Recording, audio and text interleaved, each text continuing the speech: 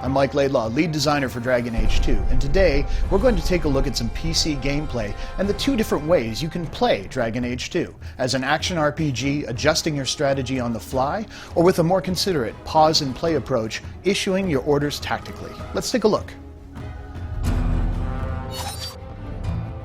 So let's take a look at how Dragon Age 2 plays if you tackle it like an action RPG. If you want to play in real time, you can absolutely do so.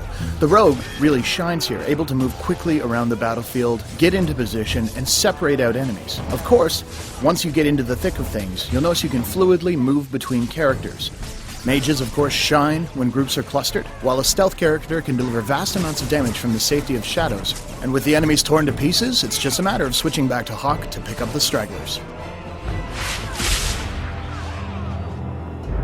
So you've seen how Dragon Age 2 plays as an action RPG, but what happens if we take the same situation and play it more tactically, pausing to issue orders? Let's find out.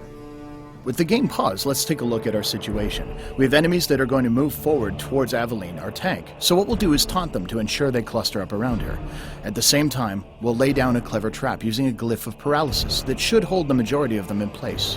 While we're at it, we have two groups of archers in the back, so using both of our rogues, we're going to toss miasmic flasks to stun them, taking them out of the fight for a short period of time as well. The enemy's approaching, they hit the trigger, perfect, they've fallen into our trap like we expected. And now we're able to cut down the back ranks, using our archer to eliminate theirs while they're stunned. The tank, of course, Aveline, can move in and start dishing out damage while the defenses are down on the paralyzed foes. Now that they're gathered up, let's take a look at the situation as it's evolved.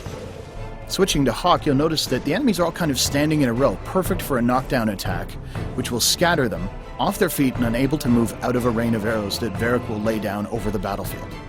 And there it is.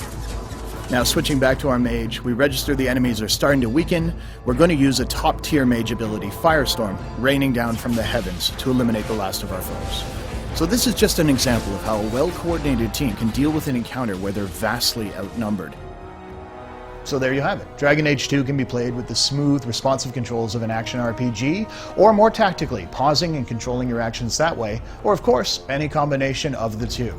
Thanks for watching.